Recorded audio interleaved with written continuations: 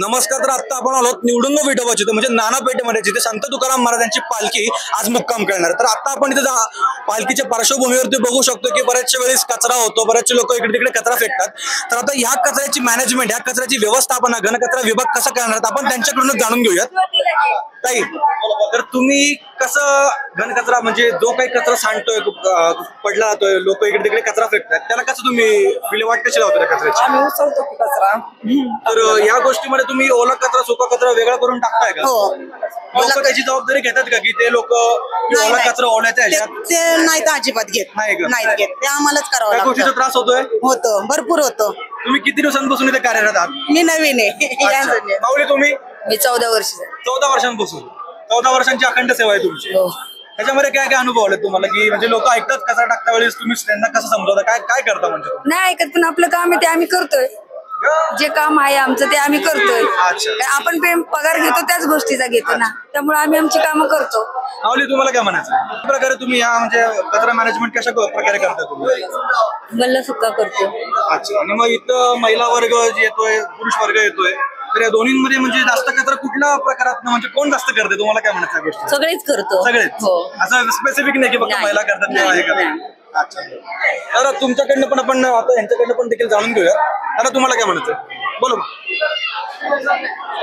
की तुम्ही कशा प्रकारे कचऱ्याची विल्हेवाट, किंवा आता तुम्ही इथे किती वर्ष झाले कार्यरत आहात, तुमचं काय योगदान आहे इथे? किती दिवस, किती महिने झाले तुम्ही कामाला? मला 8 महिने झाले इथं. 8 महिने. 8 महिन्यांमध्ये आम्ही खूप काम केले इथं. एक महिना झाला आम्ही इथे साफसफाई करतो. त्याच्यामध्ये सकाळी पण येतो, दुपारचं पण येतो, आणि आता सकाळपासून आम्ही इथेच आहे. सकाळी 6 वाजेपासून. संत तुकाराम महाराजांच्या पालखीची वाट तुम्ही केव्हापासून बघता? म्हणजे असं तुमचं ध्येय आतुरला आहे की नाही की माऊलींची संत तुकाराम महाराजांचं दर्शन केव्हा होईल आपल्याला? आता आम्ही इथे 2 महिने झाले ते येतच आहे. आम्ही पहाटे 6 वाजल्यापासून आम्ही इथंच आहे. काम वाट बघताय कधी संत तुकारामांची पालखी येते आणि तुम्ही दर्शन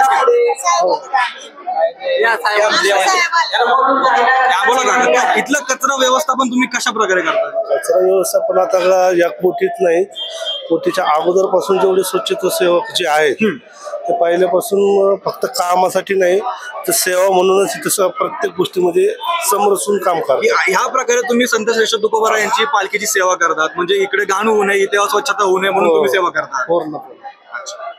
तर तुम्हाला काय म्हणायचं? मी एक 3 वर्ष इथं येतोय. सिंहगड रोडला असतोय. माझी ऑर्डर इथे निघते. तुम्ही वारकरी लोकांची, माऊली लोकांची सेवा करायला येत असतो 2 दिवस. तर अशा प्रकारे आपण बघू शकतोय की इथं की कचऱ्याचं वर्गीकरण देखील इथे घन कचरा व्यवस्थापन विभाग जे आहे ते करते. ओला कचरा, सुका कचरा हे स्वतःहून वेगळा करतात. भले नागरिक नसेल पाळत, परंतु घन कचरा विभाग त्यांचं काम उत्तमरित्या पार पडत आहे. आता आपण पुढची तयारी काय होत आहे, कशी होत आहे, आपण ते जाणून घेऊयात. तोपर्यंत न्यूज.साठी मी अंशुक आशिल.